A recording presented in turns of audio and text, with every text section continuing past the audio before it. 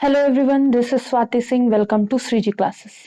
आज हम लोग एबनॉर्मल मोलर मास पढ़ेंगे। एबनॉर्मल मोलर मास क्या है? जब भी हम कोई रिएक्शन करते हैं या फिर हम लोग कोई प्रोसेस कर रहे होते हैं, उसमें जनरली इस चैप्टर में हम लोगों ने दो चीजों से सॉल्यूशन बनाया है। ठीक है, जब हमने रिएक्शन करी या कुछ सॉल्यूशन बनाया, कोई सिस्टम बनाया, उस सिस्टम में हमने देखा कि हमारे साथ कुछ मॉलिक्यूल्स या फिर कुछ जो पर्टिकुलर सॉल्यूट और सॉल्वेंट मिक्स हो रहे हैं। ठीक है, तो हम लोगों ने जनरली वैसा ही किया जैसा हमें कहा गया। ठीक है, या फिर जैसा हमने देखा कि जैसे वेपर प्रेशर की बात आई, वेपर प्रेशर सॉल्यूट और सॉल्वेंट मिक्स किया तो वेपर प्रेशर में चेंजेस देखने को मिले, या कह सकते वेपर प्रेशर डिक्रीज किया। ठीक है, या फिर हमने सॉल्ट मिक्स किया या फिर शुगर मिक्स किया तो हमने ये देखा temperature elevation in boiling point, elevation depression in freezing point, ये चेंजेस देखने को मिले। ठीक है, लेकिन इसके बाद भी कुछ ऐसी चीजें थी जो हम लोगों ने छोड़ दी। ठीक है, अब जैसे हम लोगों ने कोई भी आयनिक सॉल्यूशन लिया या आयनिक सॉल्यूट लिया।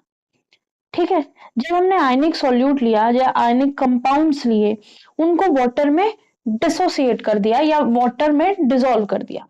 ठीक है, वाटर में डिसॉल्व होने के बाद जो हमारा सॉल्ट है या आयनिक कंपाउंड है, NaCl ले सकते हैं, KCl ले सकते हैं। ठीक है, तो इस आयनिक कंपाउंड ने ब्रेक किया।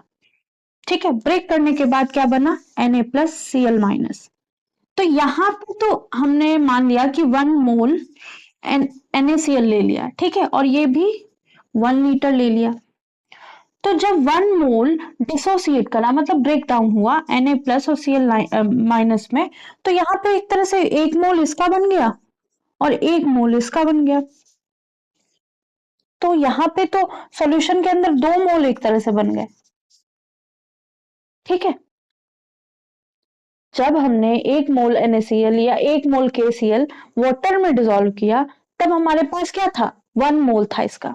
जैसे हमने इसको वाटर में डिसॉल्व करने ये वाटर में डिसॉल्व होने लगा तो NaCl या फिर जो आयनिक कंपाउंड है वो डिसोसिएट होने लगा, ब्रेक होने लगा। यहाँ पे NaCl Na+ और Cl- में, अगर KCl डिसोसिएट होता तो K+Cl- में। ठीक है, तो इसका अगर हमने 1 मोल लिया था तो दोनों अगर अपने आयनिक आयंस में डिसोसिएट हो गया तो इसका 1 मोल हुआ, इसका 1 मोल हुआ, तो यहाँ पे तो 2 मोल बन गए। ठीक है, तो अब तो यहाँ पे सॉल्यूशन में क्या होगा? अब सॉल्यूशन में 2 मोल होंगे, एक Na+ का, एक Cl- का। ठीक है, पहले से NaCl 1 मोल था और वाटर में डिसोसिएट होने के बाद NaCl एक Na+ बन गया, एक Cl-, मतलब 2 मोल हो गए।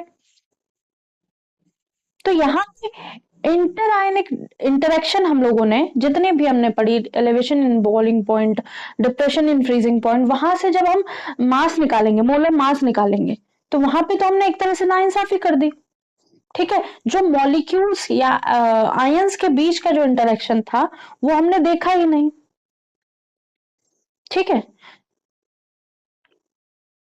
तो यहाँ पे जो इंक्रीज होगा बॉइलिंग पॉइंट का, तो वो तो इंक्रीज हमने जो एक्सपेक्ट किया था उससे थोड़ा चेंज देखने को मिलेगा, एग्जैक्ट डबल हो जाएगा। ठीक है, क्योंकि 2 मोल हो गए अब हमारे पास। ऐसे ही अगर हम एसिटिक एसिड ले, अगर हमने 2CH3COOH एसिटिक एसिड लिए तो ये डाइमराइज हो जाएंगे, डाइमराइज हो जाएंगे। डाइमराइज होने के बाद CH3COOH होल ट्वाइस बन जाएगा, CH3CCOH होल ट्वाइस। तो यहाँ पे क्या हो रहा? अगर ये 2 मोल है और ये डाइमराइज हो गया तो 1 मोल बन गया, तो एग्जैक्ट इसका आधा हो गया। ठीक है, जब हम रिएक्शंस करेंगे और उसमें मोलर मास देखेंगे तो यहाँ पे तो जो आएगा मोलर मास वो डिफरेंट होगा। ठीक है, क्योंकि हमारा जो नंबर ऑफ मोल्स है वो एग्जैक्टली आधे हो गए, तो एग्जैक्टली आधा आना चाहिए वहां पे मोलर मास, लेकिन हमारा मोलर मास इसके हिसाब से आएगा। ऐसे ही यहाँ पे जो जब हमारा NaCl था वो इसके हिसाब से आएगा और एग्जैक्टली यहाँ पे दुगना हो गया। ठीक है, तो जब डाइमराइज किया तो ये कैसा हो गया? CH3 C double bond O COH, ठीक है। और ये CH3 C double bond O COH, ऐसा हो गया। अब इनके बीच में बॉन्ड बन गया, तो ये तो डाइमराइजेशन देखने को मिला हमें, ठीक है, एसिटिक एसिड में। तो यहाँ पे हम लोगों ने देखा था KCl डिसोसिएट हो गया, और यहाँ पे हमने क्या देखा, एसिटिक एसिड जो है वो डाइमराइज हो गया या एसोसिएट हो गया या मिल गया, एसोसिएशन ऑफ मॉलिक्यूल देखने को मिला हमें। तो जो नॉर्मली सॉल्वेंट में होता है, ठीक है, वो आयनिक कंपाउंड लेंगे तो ये ऐसा हो जा रहा। अगर हम ऐसा कुछ ले रहे हैं मॉलिक्यूल जो डाइमराइज करा जा रहा है, तो हमें चेंजेस देखने को मिलेंगे, ठीक है। जो एक्चुअल वैल्यू आनी चाहिए उससे हमें चेंजेस देखने को मिलेंगे, ठीक है। तो जब all the molecules of ethanoic acid, जो इथेनोइक एसिड है, ऐसे लिया हम लोगों ने, ये एसिटिक एसिड होंगे। जैसे हमने एक ऐसे कर लेते हैं, जैसे इथेनोइक एसिड है, इथेनोइक एसिड बेंजीन की तरह बन गया, डाइमराइज करके बेंजीन की तरह बन गया। यहाँ पे एच बॉन्डिंग हमें देखने को मिलेगी, एच बॉन्डिंग देखने को मिली है, ठीक है। तो बहुत सारे फैक्टर्स हैं जो हम लोग इग्नोर कर रहे थे अभी तक, जो हम लोगों ने जितनी भी कॉलिगेटिव प्रॉपर्टीज पढ़ी, ठीक है। यहाँ पे नंबर ऑफ मॉलिक्यूल्स बढ़ गए, यहाँ पे नंबर ऑफ मॉलिक्यूल्स या नंबर ऑफ पार्टिकल्स कह सकते हैं कम हो गए। तो यहाँ पे हमने क्या किया, इथेनोइक एसिड जो है एसोसिएट कर गया बेंजीन की तरह बनने के लिए, ठीक है। और जो डेल्टा टी बी और डेल्टा टी एफ से हम एलिवेशन इन बॉइलिंग पॉइंट और डिप्रेशन इन फ्रीजिंग पॉइंट में जो हम मॉलिकुलर मास निकालेंगे, वो तो एग्जैक्टली इसका हाफ आना चाहिए नॉर्मल वैल्यू से, लेकिन ऐसा होगा नहीं, ठीक है। तो जो मोलर मास कैलकुलेट करेंगे on the basis of delta T B, elevation in boiling point, elevation in depression in freezing point, will be जो ट्वाइस हो जाएगा या हाफ हो जाएगा देन एक्सपेक्टेड। और ऐसे मोलर मास जो नॉर्मल मोलर मास से कैसे होंगे, हायर होंगे या लोअर होंगे, उनको एबनॉर्मल मोलर मास कह देते हैं, ठीक है। तो जो भी मोलर मास हमारा एक्चुअल में आना चाहिए, ठीक है, और एक्सपेरिमेंटली जब हमने एक्सपेरिमेंट किया तो वैसा मोलर मास हमें देखने को नहीं मिला। हमने कैलकुलेट तो कर लिया ये होना चाहिए, ठीक है। हमने NaCl को, नमक को वाटर में घोला और हमने मास ऑफ सॉल्यूट निकाल लिया, ठीक है। जब मास ऑफ सॉल्यूट हम निकाला तो हमने एक तरह से 1 मोल NaCl लिया था ना।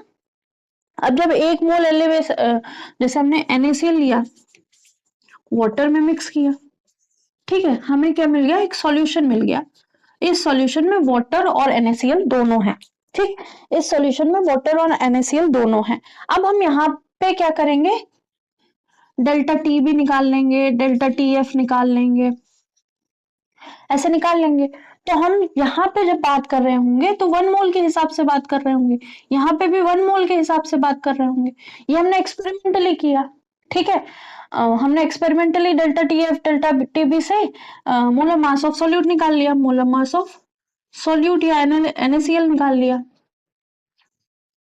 तो हम लोगों ने क्या लिया, हम लोगों ने एक तरह से 1 मोल पार्टिकल्स लिए, लेकिन एक्चुअल में वहां सॉल्यूशन में एक्सपेरिमेंट जब हम लोगों ने किया तो हम लोगों ने पाया कि जो मोलर मास है उसमें चेंज देखने को मिल रहा है, हाई हाई हो जा रहा है, एक तरह से मोलर मास हाई मिल रहा है हमको, ठीक है। या नंबर ऑफ मोल्स या number of particles of solute ज्यादा देखने को मिल रहे हैं, ठीक है।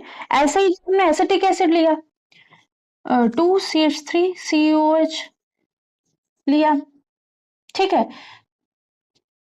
और जब हमने इसका डेल्टा TB और डेल्टा TF निकाला तो हम 2 मोल के हिसाब से निकाल रहे थे, लेकिन आगे चल के क्या हो गया, ये तो डाइमराइज हो गया, CH3COH, मतलब डाइमराइज मतलब 2 लोग मिलके एक मॉलिक्यूल बना लिया। तो ये तो 2 मोल के हिसाब से आना चाहिए, तो यहाँ पे 1 मोल आ गया। तो यहाँ पे मोलर मास घट जाएगा, यहाँ पे मोलर मास बढ़ जाएगा। जो हाई वैल्यूज या लो वैल्यूज आ रही हैं, देन एक्सपेक्टेड नॉर्मल वैल्यू वही एबनॉर्मल वैल्यू होगी। ठीक है, तो इसको एक लैंग्वेज के फॉर्म में लिख लेंगे।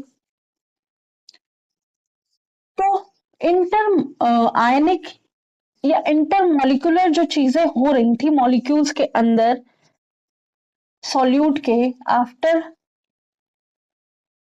Dissolution of solute in solvent, वो हमें देखने को वो हम लोगों ने कंसिडर ही नहीं की थी अभी तक। अब उनको कंसिडर करने का टाइम आ गया है।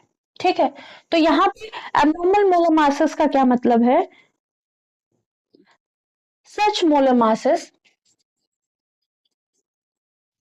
Molar masses which are either higher or lower than, ऐसे मोलर मासेस या तो हायर होंगे या लोअर होंगे then expected value or normal value, then expected molar mass or normal molar मास। जो हमारा मोलर मास आना चाहिए, मतलब हमारे जो मॉलिक्यूल्स सॉल्यूट को डिसॉल्व हो रहे हैं इनटू द सॉल्वेंट, उनका जो मोलर मास आना चाहिए, या तो उस मोलर मास से जो हमने एक्सपेरिमेंटली निकाल लिया है उस मोलर मास से हायर हमें मास देखने को मिल रहा है, या फिर उस मोलर मास से लोअर हमें मोलर मास देखने को मिल रहा है। अगर ऐसा हो रहा है तो वहां पे जो टर्म हम यूज करेंगे वो होगा is known as abnormal molar mass। उसको हम abnormal molar mass बोल देंगे, abnormal molar mass। ठीक है, 1880 में वॉन्टॉफ फैक्टर इंट्रोड्यूस हुआ। वॉन्टॉफ ने एक फैक्टर इंट्रोड्यूस किया जिसको नाम दे दिया वॉन्टॉफ फैक्टर,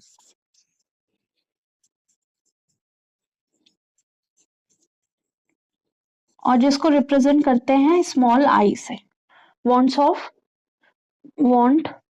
ऑफ फैक्टर। ठीक है, वॉन्ट ऑफ फैक्टर ये किसको अकाउंट कर रहा था? जो एक्सटेंट ऑफ डिसोसिएशन, या जितना डिसोसिएशन या एसोसिएशन रिएक्शन में हो रहा है उसके लिए। ठीक है, तो ये वॉन्ट ऑफ फैक्टर इंट्रोड्यूस किया गया 1880 में। ठीक है, अभी बहुत सारे चैप्टर्स, या फिर कह सकते हैं बहुत सारे चैप्टर्स में हम लोग ये इग्नोर कर देते हैं। ठीक है, कौन से सन में काम हुआ, या कौन से सन में इलेक्ट्रॉन डिस्कवर हुआ, कौन से सन में रदरफोर्ड ने एक्सपेरिमेंट किया, ऐसे बहुत सारे क्वेश्चन हम लोग इग्नोर कर रहे हैं। ठीक है, लेकिन अभी जो क्वेश्चन आ रहे हैं ना, उनमें ये हो रहा है कि हम लोग जो इग्नोर कर रहे हैं चीजें छोटी छोटी, वही पूछ ले रहे हैं। ठीक है, तो आपको हर चीज ध्यान रखनी। तो वॉन्ट ऑफ फैक्टर ने एक एक वॉन्ट ऑफ फैक्टर इंट्रोड्यूस किया 1880 में, जो क्या बताता था? For to account, it accounts for, या फिर it tells about extent of dissociation. जैसे NaCl हमारा ब्रेक डाउन हो गया था, और एसोसिएशन मतलब कुछ मॉलिक्यूल्स आपस में ही मिलके कुछ मतलब एक बड़ा सा मॉलिक्यूल बना दिया। ठीक है, या तो डिसोसिएशन हो रहा होगा, या फिर एसोसिएशन हो रहा होगा। ठीक है, ऑफ मॉलिक्यूल्स या आयन।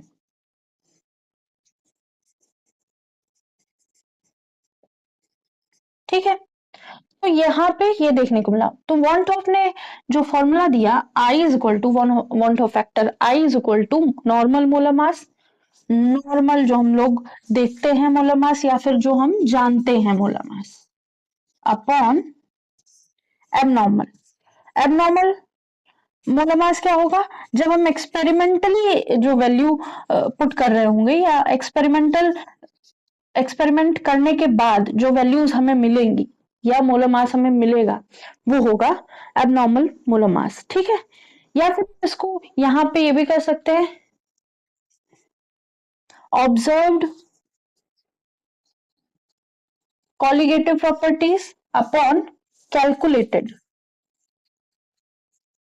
Colligative properties. मतलब जो कॉलिगेटिव प्रॉपर्टीज है वो हमने ऑब्जर्व जो हमारा ऑब्जर्वेशन है उसके हिसाब से, और जो हम जब हमने एक्सपेरिमेंट किया उसके बाद जो कैलकुलेटेड वैल्यू आई वो, या फिर मोल्स ऑफ पार्टिकल एसोसिएट और dissociate upon number of moles of particle before association. इसका एक और फॉर्मूला है, ये तो इसका मतलब हो गया। ठीक है, वन टॉप फैक्टर का। अब इसमें एक और फॉर्मूला है, जो टोटल नंबर ऑफ पार्टिकल्स क्या करेंगे, डिसोसिएट करेंगे या एसोसिएट करेंगे। ठीक है, total number of particles after dissociation और एसोसिएशन।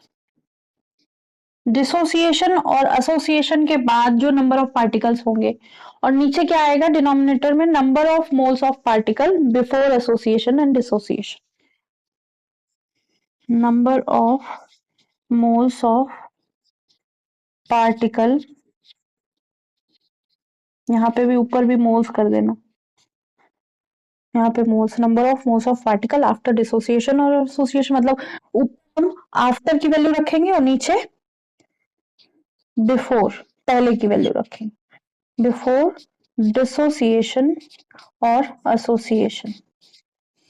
ठीक है, तो यहाँ पे हम एक एबनॉर्मल जो वैल्यूज आ रही थी या एबनॉर्मल मोलर मास जो आ रहा था, उस एबनॉर्मल मोलर मास को सुधार करने के लिए वॉन्टॉफ ने एक फॉर्मूला दे दिया, जिसमें हम जितने भी नॉर्मल मोलर मास था हमारे पास जो था, और जब रिएक्शन हमने किया या एक्सपेरिमेंट किया उसके बाद जो हमें मोलर मास देखने को मिला वो, या फिर जो हमने ऑब्जर्व किया था कि हाँ इतना कॉलिगेटिव प्रॉपर्टीज में चेंज आएगा या इतना इसमें मोलर मास आएगा, उसके बाद हम लोगों ने रिएक्शन किया तो कैलकुलेटेड कॉलिगेटिव प्रॉपर्टीज। फिर moles of particle after dissociation, मतलब रिएक्शन होने के बाद कितना नंबर ऑफ मोल्स बचे उस रिएक्शन में, और ये डिनोमिनेटर में जो रिएक्शन होने के पहले number of moles of particles dissociation और एसोसिएशन होने के पहले की वैल्यू यहाँ पे हम लिख देंगे। ठीक है, तो जो एबनॉर्मल मोलर मास है वो एक्सपेरिमेंटली डिटरमाइन करेगा molar mass and calculated colligative property, जो हम एज्यूम करेंगे नॉन वोलेटाइल सॉल्यूट। ठीक है, अगर कॉलिगेटिव प्रॉपर्टी डायरेक्ट हम निकाल रहे हैं, ठीक है, तो कॉलिगेटिव प्रॉपर्टी अगर हम डायरेक्ट निकाल रहे हैं तो वहां पे भी नॉन वोलेटाइल सॉल्यूट है, जो ना तो एसोसिएट करेगा ना डिसोसिएट करेगा। सॉरी, ठीक है, लेकिन हमने यहाँ पे कौन कौन से ले रखे थे हम लोगों ने, इलेक्ट्रोलिटिक मॉलिक्यूल्स या आयनिक मॉलिक्यूल्स ले रखे थे। ठीक है, अगर एसोसिएशन होगा तो हम आई यूज करेंगे, अगर डिसोसिएशन होगा तो भी हम आई यूज करेंगे। ठीक है, एसोसिएशन होगा तो आई कम आ जाएगा। ठीक है, क्योंकि मॉलिक्यूल्स जुड़ गए हैं, डिसोसिएशन होगा तो आई की वैल्यू बढ़ के आएगी। ठीक है,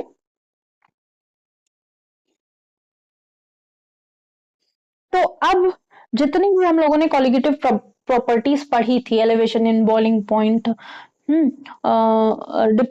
lowering of vapour pressure, depression in freezing point, सब में हम आई इंट्रोड्यूस कर देंगे। ठीक है, तो after inclusion of want of factor, colligative properties क्या होंगी, इसको नोट कर लिया होगा, इसको रब करते हैं, बहुत छोटा सा टॉपिक है, बहुत ज्यादा नहीं है इसमें, हमें ये बस समझना है कि जब मॉलिक्यूल्स इंटरमॉलिक्यूलर इंटरेक्शंस हो जाएंगे या इंटरमॉलिक्यूल कोई भी अलग चीज देखने को मिल जाएगी मॉलिक्यूल्स के बीच में आफ्टर फॉर्मेशन ऑफ सॉल्यूशन, तो उसको हम कैसे डील करेंगे? या तो मॉलिक्यूल्स जुड़ जा रहे होंगे या तो मॉलिक्यूल बढ़ जा रहे होंगे, ठीक है, सॉरी आयंस।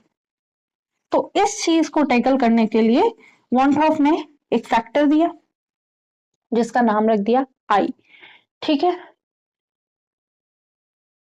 तो इसको नाम दे देंगे एबनॉर्मल मोलर मास। तो समझ में आ गया, जो भी चेंज हमें मोलर मास में दिखेगा सॉल्यूट के, और नॉन वोलेटाइल में नहीं हो रहा होगा, ऐसे सॉल्यूट जो आयनिक होंगे, ठीक है। हो सकता है नॉन वोलेटाइल हो लेकिन क्या हो, साथ में आयनिक भी हो तभी होगा, या फिर डाइमराइज करेंगे। तो मॉडिफाइड कॉलिगेटिव प्रॉपर्टीज। अब मॉडिफाइड कॉलिगेटिव प्रॉपर्टीज में क्या क्या आएगा? पहला, relative lowering in vapour pressure. पहला, रिलेटिव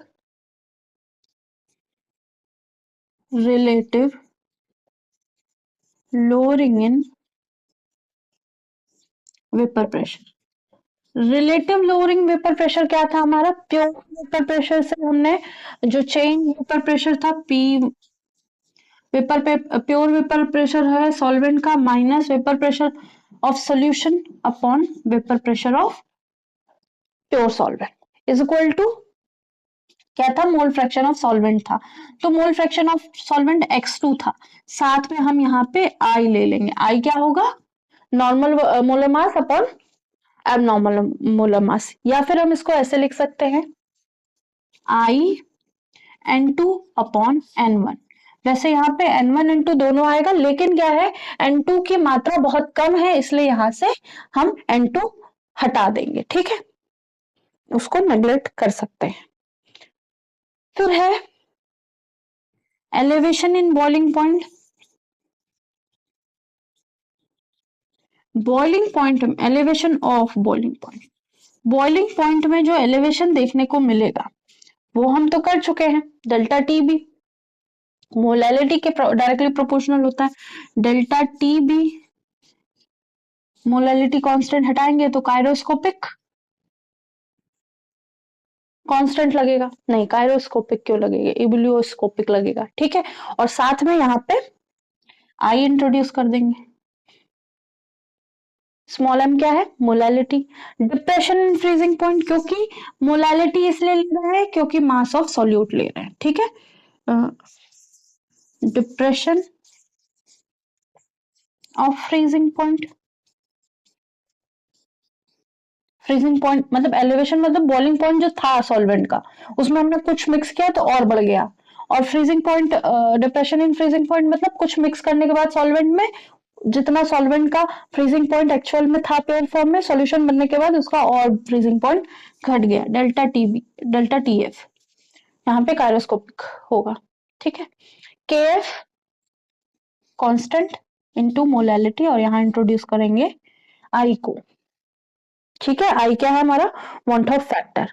अब फोर्थ क्या है? ऑस्मोटिक प्रेशर, ठीक है। ऑस्मोटिक प्रेशर समझ में आया था, ऐसा प्रेशर जो सॉल्वेंट के प्रोसेस को या सॉल्वेंट के फ्लो को स्टॉप करता हो, ठीक है, through semi permeable membrane. Osmotic pressure of solution, water का सॉल्यूशन में जाने को रोकता हो, वाटर जो सॉल्यूशन में जा रहा है उस सॉल्यूशन, उस फ्लो को रोकने का काम कौन करता है? Osmotic pressure. इसको कैपिटल पाई से इंट्रोड्यूस करते हैं या कैपिटल पाई से रिप्रेजेंट करते हैं, equal to C R T होता है। सी क्या है? मोलैरिटी होता है या फिर कंसंट्रेशन होता है। आर क्या है? हमारा गैस कांस्टेंट, टी टेम्परेचर है, यहाँ पे भी आई लिख देंगे, ठीक है। तो ये रही हमारी जो मॉडिफाइड वांट ऑफ फैक्टर या मॉडिफाइड कॉलिगेटिव प्रॉपर्टी, जिसमें हम लोगों ने वांट ऑफ फैक्टर को इंट्रोड्यूस किया, ठीक है। ऐसा क्यों कर रहे हैं हम? ऐसा इसलिए कर रहे हैं क्योंकि जब हमने देखा कि कुछ आयनिक मॉलिक्यूल्स जैसे ही सॉल्वेंट में मिक्स हुए वो आयंस में कन्वर्ट हो गए। आयंस में कन्वर्ट होने के बाद उनके नंबर ऑफ मोल्स बढ़ गए। जब नंबर ऑफ मोल्स बढ़ गए तो वहां पे हम लोगों ने मोलर मास ज्यादा देखा, ठीक है। या फिर वहां पे क्या देखा, हमने देखा नंबर ऑफ मॉलिक्यूल्स बढ़ गए, ठीक है। जब ऐसा देखा हम लोगों ने तो, और कुछ मॉलिक्यूल्स ऐसे थे जो एसोसिएट कर जा रहे थे, एसोसिएट मतलब मिल जा रहे थे, मिल जा रहे थे, तो नंबर ऑफ जो मोलर मास था वो घट जा रहा था, ठीक है। या फिर जो आई था वो घट जा रहा था। अगर ओवरऑल आई ज्यादा हो जा रहा है तो क्या हो जाएगा, डिसोसिएशन हो रहा होगा। अगर आई घट जा रहा होगा तो क्या होगा, एसोसिएशन हो रहा होगा, ठीक है। जो हमारा मोलर मास आना चाहिए उससे अगर चीजें बढ़ जा रही हैं तो डिसोसिएशन हो रहा है, one of factor more than 0 आएगा, ठीक है। और अगर जो एसोसिएशन देखने को मिलेगा तो हमारे नंबर ऑफ मॉलिक्यूल्स जो हैं वो कम हो रहे होंगे इन द सॉल्यूशन, वहां पे आई लेस देन वैल्यू आएगी उसकी। होप सो इतना समझ में आया होगा।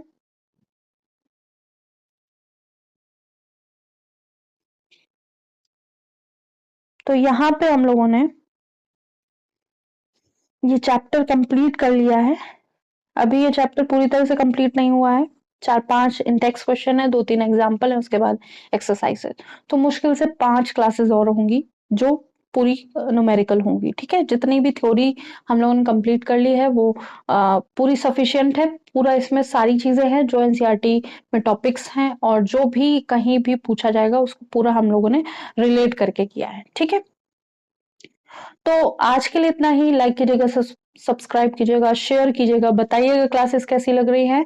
और यहाँ पे इसके बाद हम 8 से 10 जो भी क्लासेस होंगी वो किसकी होंगी, न्यूमेरिकल की होंगी। साथ में हम सेकंड चैप्टर स्टार्ट कर देंगे। आज के लिए इतना ही। Thank you.